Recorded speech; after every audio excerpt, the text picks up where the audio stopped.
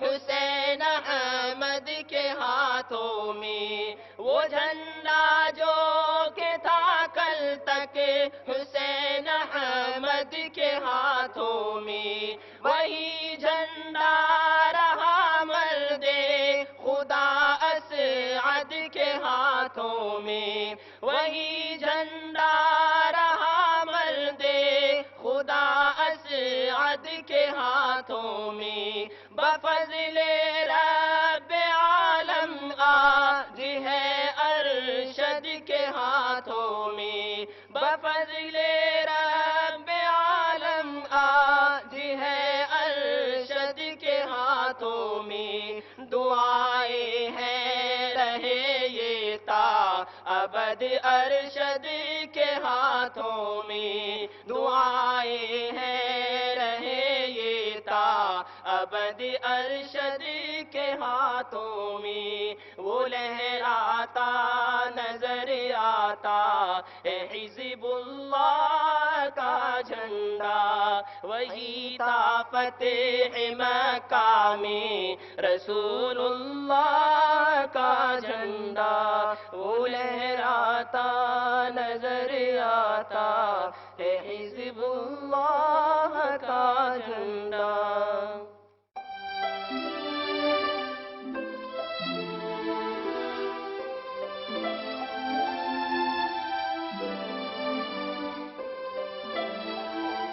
نہ ہوں گے ہم تو یہاں صرف نفرت ہوگی، ہم ہی تو ہیں جو محبت کی بات کرتے ہیں۔ ہندوستان ایک ایسی سرزمین ہے جسے مسلمانوں نے اپنے خون سے سینچا، اور نہ جانے کتنے مسلمانوں نے اپنے ملک کی حفاظت کے لیے اپنی جان کو قربان کر دیا۔ ہم وہ ہیں جو جیتے جی تو اپنے ملک کی حفاظت کرتے ہی ہیں، بعد مرنے کے بھی اس زمین کو نہیں چھوڑتے۔ ہم مثال ہیں اس وفادار کی جو جسم میں ایک قطرہ خون کے رہنے تک اپنے ملک کے لیے لڑتا ہے۔ ہم مثال ہیں اس شدت سے محبت کرنے والوں کی جنہوں نے ملک کی آزادی کے لیے برطانیہ کی گولیوں کو خوشی خوشی اپنے سینے میں دفن کر لیا، پھانسی کے پھندے کو محبت سے چوم کر اپنے گلے کا گہنا بنا لیا۔ لیکن جب وہ وقت آیا کہ اپنی آزادی کو ہم محسوس کرتے، اس بیش قیمتی خوشی کا اظہار کر پاتے، اس سے پہلے اس خوشی کو زمیں دوز کر دیا گیا، وہ بھی کچھ سیاسی حکمرانوں کی خواہش پر۔ ان سیاسی حکمرانوں کی تنگ نظری کا شکار ہوا میں، اور اس عوامی تباہی کا سب سے زیادہ کوئی حصہ تھا تو وہ تھا ہندوستانی مسلمان۔ ملک کی زمین پر ایک ایسی لکیر کھینچ دی گئی جس نے اس ملک کو دو ٹکڑوں میں بانٹ دیا۔ دنیا کی تاریخ میں یہ پہلی مرتبہ لکھا گیا کہ کسی ملک میں سرحدیں تو بنی لیکن وہاں کی عوام کو بھی بانٹ دیا گیا۔ یہ سرحدیں اتنی گہری تھیں کہ پچھلے 60 سالوں سے بھی زیادہ وقت میں ہم اسے بانٹ نہیں سکے۔ اس بٹوارے میں بھی باری تھی مسلمانوں کی۔ اس بار انہیں اپنی وفاداری اور اپنے ملک سے بے انتہا پیار کا یقین دلانا تھا، اور ہم نے دکھایا کہ جناح کا ساتھ چھوڑتے ہوئے نہرو کو اپنا وزیر اعظم چنا۔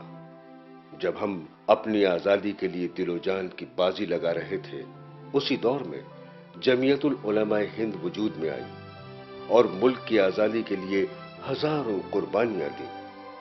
اس دور سے آج تک مسلمانوں کے حقوق کی حفاظت میں اور ملک میں ایک سیکولر پلیٹ فارم تیار کرنے کی کوششوں میں لگی ہوئی ہے، لیکن افسوس کہ ملک کے آزاد ہونے کے بعد بھی مسلمانوں کی پریشانیاں ختم نہ ہو سکیں، اور وہ پریشانیاں یوں ہی برقرار ہیں۔ کبھی قوم کے اوپر سیاست کرنے والوں نے ہمیں پیچھے چھوڑ دیا، تو کبھی سیاسی حکمرانوں کی رضامندی نہیں ملی، جس سے مسلمان اس ملک میں اپنا مقام بنا پاتا۔ اتنا ہی نہیں، مسلمانوں کو ہمیشہ شک کی نگاہ سے دیکھا گیا۔ ہر مسلمان کو دہشت گرد سمجھا جاتا ہے۔ کیوں؟ اس جواب کی تلاش میں نہ جانے کتنے برس گزر گئے، مگر ہمیں کوئی مطمئن نہیں کر سکا۔ اسی دہشت گردی اور فرقہ پرستی کے خلاف جمعیت العلماء اتر پردیش نے صدر جمعیت العلماء ہند مولانا سید ارشد مدنی کی صدارت میں اجلاس عام کیا، جس میں مولانا سید اسجد مدنی، مولانا اشہد رشیدی، مولانا عبد العلیم فاروقی، مولانا سلمان ندوی، مفتی منظور احمد مظاہری، حافظ محمد صدیق، رکن پارلیمان محمد ادیب، عزیز برنی، گروپ ایڈیٹر سہارا نے شرکت کی۔ پہلے ہم آزادی کے لیے لڑتے رہے، جب آزادی نصیب ہوئی تو اپنے ہی ملک میں اپنے حقوق کے لیے لڑ رہے ہیں۔ ملک میں دہشت گردی پھیلانے والا کوئی بھی ہو، لیکن اس کا ذمہ دار مسلمان کو ٹھہرا دیا جاتا ہے۔ کیوں؟ مولانا سید ارشد مدنی نے اجلاس عام کو خطاب کرتے ہوئے حکومت سے اپیل کی اور سوئی ہوئی حکومت سے مطالبہ کیا کہ آخر بٹلہ ہاؤس کی سی بی آئی جانچ کیوں نہیں کی گئی؟ ایسی کون سی مجبوری ہے جس کے چلتے حکومت جانچ سے کترا رہی ہے؟ وہ کون سی وجوہات ہیں؟ آخر کیوں کسی ماں کی کوکھ اجاڑ دی جاتی ہے؟ کیوں کسی بے گناہ کو مار دیا جاتا ہے اور اس پر یہ پابندی لگا دی جاتی ہے کہ اپنے حق کی گہار بھی نہ لگا سکے؟ بات وہی ہے، حق کی بات آخر کرے گا کون؟ مسلمان ظلم بربریت کا شکار ہے۔ مشرقی اضلاع خصوصیت کے ساتھ بٹلہ ہاؤس کے اندر جس طرح 3 بچوں کا قتل کیا گیا، پھر اس کے بعد اسی کو بنیاد بنا کر بچوں کی گرفتاری کا سلسلہ شروع ہو گیا۔ اس کے اندر خاص طریقے پر یو پی کے مشرقی اضلاع نشانے کے اوپر تھے اور بے شمار بچوں کو ہراساں کیا گیا، پریشان کیا گیا۔ وہ بچے جو اعلیٰ تعلیم حاصل کر رہے تھے وہ اس تعلیم سے محروم ہو گئے۔ وہ بچے جو اعلیٰ تعلیم حاصل کر کے 1.5-2 لاکھ روپئے ماہانہ کما رہے تھے، ان کو پکڑا گیا، اور جیسے ہی پکڑا گیا ان کی ملازمتیں ختم ہو گئیں، اور یہاں تک بات پہنچی کہ وہ بچے جو مشرقی یو پی کے رہنے والے دلی میں کرائے کے مکانات لے کر پڑھتے تھے، اعلیٰ تعلیم حاصل کرتے تھے، ان کے لیے کرائے کے مکانات کے دروازے بند ہو گئے۔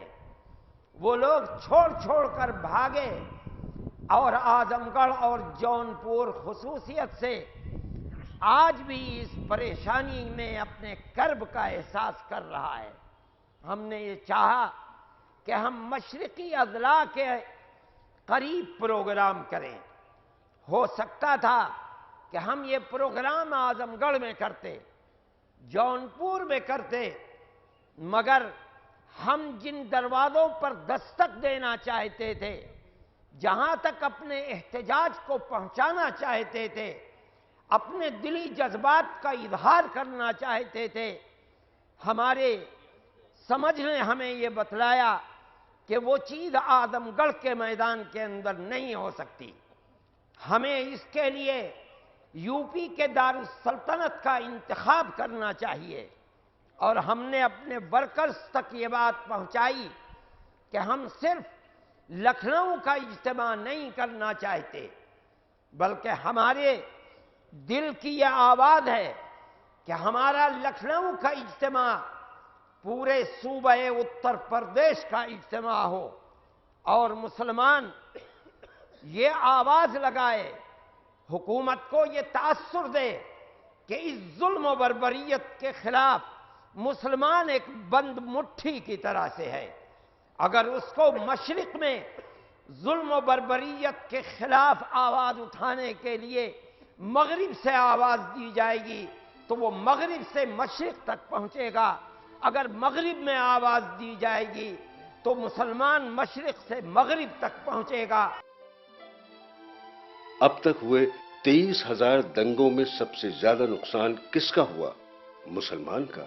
ظلم کا شکار کون ہوا؟ مسلمان. لوگ ٹوٹ جاتے ہیں ایک گھر بنانے میں، تم ترس نہیں کھاتے بستیاں جلانے میں. تعلیم یافتہ نوجوانوں کو قید کیا جا رہا ہے. کیوں؟ اتنا ہی نہیں، مولانا مدنی نے دستور ہند کے سیکولر کردار کے تحفظ پر زور دیا اور کہا کہ اگر ملک سے سیکولرزم ختم ہو گیا تو ملک کے ٹکڑے ٹکڑے ہو جائیں گے. اور شاید اس بار ملک اپنے سینے پر یہ تباہی برداشت نہ کر سکے گا. اس ملک کا مسلمان اس بار بٹوارے کو تیار نہیں ہے. میں یہ کہتا ہوں کہ اب موجودہ صورتحال کے اندر جن چہروں سے نقاب اٹھے ہیں، اس کے بعد ہمارے اس دعوے کے اندر آج جتنی طاقت ہے کل وہ اتنی طاقت نہیں تھی. ہم کہہ رہے ہیں کہ ملک کے نظام کو برباد کرنے کے لیے، اس ملک کی سلامتی کو آگ لگانے کے لیے فرقہ پرست طاقتیں جٹی ہوئی ہیں. اگر سیکولر طاقتیں کھل کر ان کا مقابلہ نہیں کریں گی، ان کو اقتدار سے نہیں ہٹائیں گی، تو ایک دن خدا نخواستہ یہ آ سکتا ہے کہ سیکولر پارٹیاں اقتدار کے میدان سے باہر نکل جائیں. میرے بھائی، وہ وقت اس ملک کے لیے بڑی بدقسمتی کا ملک ہوگا، اور وہ ملک جس کی آبیاری 150 سال تک مسلمان نے اپنے خون سے کی ہے، وہ ملک کہیں ایسا نہ ہو کہ خدا نخواستہ برباد ہو جائے. اس لیے جو نظام بنایا ہے جلسے کا، جو پروگرام بنایا ہے سیکولرزم کی حفاظت، یہ بڑا اہم موضوع ہے. میرے بھائی، اب دہشت گردی کا موضوع نہیں ہے. دہشت گردی تو ختم ہو گئی. دہشت گردی تو یہ تصور پیش کیا گیا تھا. جو ہوم منسٹر نے جو پروگرام بنا کر ملک کی بدقسمتی سے، میں کہتا ہوں نہیں، پارٹی کی بدقسمتی سے جو پروگرام پیش کیا تھا، وہ تو یہ تھا کہ مسلمان دہشت گرد ہے. اب 4 مہینے ہو گئے، کوئی دہشت گردی نہیں. حالات نے ثابت کر دیا کہ مسلمان نہ دہشت گرد تھا، نہ دہشت گرد ہے، نہ دہشت گرد ہوگا. وہ لوگ دہشت گرد ہیں جو رات کو پروگرام بناتے ہیں سیکولرزم کے دامن پر داغ لگانے کا، اور صبح کو ارباب اقتدار کے ساتھ بیٹھ کر ڈنر کھاتے ہیں، جن کو ان لوگوں نے، جو RSS کے لیڈر اور BJP کے لیڈر ہیں، اپنی چادروں کے نیچے چھپا رکھا ہے. وہ ہیں فرقہ پرست، وہ ہیں دہشت گرد. اب وہ تو ختم ہو گیا. اگر ہوتا تو جس طرح پہلے روزانہ بم پھٹتے تھے پھر بم پھٹتے، لیکن بم تو نہیں پھٹ رہے ہیں. اب تو کچھ بھی نہیں ہو رہا ہے. اس کا مطلب یہ ہے کہ جو دہشت گرد تھے، جو بم مارتے تھے، جو بم بنواتے تھے، جو دہشت گردی کرتے تھے، ان کے چہرے صاف ہو گئے ہیں. اس لیے اب مسئلہ یہ ہے کہ جمہوریت کو بچاؤ. کیوں؟ اس لیے کہ سب سے زیادہ اہم کردار ملک کی حفاظت کا آرمی کا ہے. حالات نے یہ بتا دیا کہ کس طرح سے یہ زہر انہوں نے آرمی تک پہنچایا ہے. کوئی شخص اگر یہ کہے کہ صرف ایک لیفٹیننٹ کرنل پروہت ان کے جال کے اندر پھنسا ہے، میں اسے تسلیم نہیں کرتا. یہ تو پردہ ایک آدمی کے سر سے اٹھا ہے. اگر دیکھو گے اور کرکرے کی روح اپنے سینے کے اندر رکھ کر چھان بین کرو گے تو ایک نہیں 50 مل سکتے ہیں. ایک نہیں ہے. اگر ملک کی آرمی اس ملک کی حفاظت نہیں کر پائے گی، اس کے سیکولرزم کی حفاظت نہیں، کون حفاظت کرے گا؟ آج مسئلہ یہ ہے دہشت گردی ختم. دہشت گردی تو ختم ہو گئے. کہاں ہے دہشت گردی؟ وہ تو سب جھوٹ تھا، فریب تھا. آج تو مسئلہ یہ ہے کہ اس ملک کے سیکولر کردار کی حفاظت کس طرح کی جائے. ہمارا یہ دعویٰ ہے، ہمارا یہ مطالبہ ہے کہ جن بچوں کو پریشان کیا جا رہا ہے، جن کے گھر والوں کو پریشان کیا جا رہا ہے، ان بچوں کو پریشان نہ کیا جائے۔ جن بے قصوروں کو گرفتار کیا گیا ہے ان کو جیل سے باہر کیا جائے۔ جمعیت العلماء ہند کا یہ عزم ہے کہ کسی کے بھی ناپاک ارادوں اور ناپاک منصوبوں کو عملی جامہ پہنانے نہیں دیا جائے گا، کیونکہ مذہب نہیں سکھاتا آپس میں بیر رکھنا۔ ہندی ہے ہم، وطن ہے ہندوستاں ہمارا۔ مولانا سید ارشد مدنی نے آگے کہا کہ جو نقصان پچھلے 60 سالوں میں RSS اور بجرنگ دل نہیں پہنچا سکے، اس سے کہیں زیادہ نقصان پچھلے 4 برس میں سابق وزیر داخلہ شیوراج پاٹل نے پہنچایا ہے۔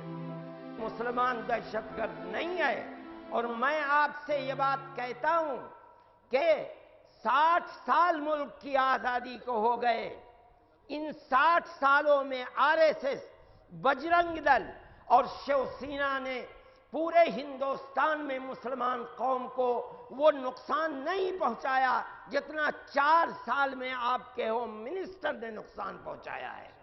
وہ اپنی تمام شیوراج پاٹل نے نقصان پہنچایا ہے۔ یہ تمام کے تمام واقعات جو رونما ہو رہے ہیں، میں آپ سے کہتا ہوں کہ یہ واقعات حقیقت پر مبنی نہیں ہیں۔ یہ جو کچھ ہو رہا ہے ہوم منسٹری کرا رہی ہے، اس کے پیچھے کوئی حقیقت نہیں ہے۔ مسلمان اس ملک کا وفادار ہے۔ اگر کانگریس کی قربانیاں اس ملک کے لیے 60-70 سال کی ہیں، سن 1883 سے لے کر ملک کی آزادی 1947 میں ہوئی ہے، تو آپ کو یہ جاننا چاہیے کہ مسلمان کی قربانیاں آزادی وطن کے لیے 1803 سے لے کر 1947 تک کی ہیں۔ وہ مسلمان جس کے آباء و اجداد نے لاکھوں کی تعداد میں 1831 کے اندر آزادی وطن کے لیے سید احمد شہید رحمت اللہ علیہ، شاہ اسماعیل شہید رحمت اللہ علیہ کی قیادت میں بالا کوٹ کے میدان میں جام شہادت نوش کیا، اور پھر 1857 کے اندر دلی اور دلی کے قرب و جوار کے اندر جام شہادت نوش کیا، اور سن 1947 تک پھانسی کے تختوں پر چڑھتے رہے۔ آپ آج ان کی اولاد کو ملک کا بے وفا اور غدار اور دہشت گرد بنا کر پیش کرتی ہیں۔ یہ نہیں ہے، سب سے بڑا وفادار مسلمان ہے، اس لیے کہ اس کے آباء و اجداد نے اس ملک کو 1.5 سال تک قربانی دے کر آزاد کرایا ہے، وہ ملک کا وفادار ہے۔ آج حالات یہ ہو گئے کہ چند لفظوں میں اس بات کو قلم بند کرنا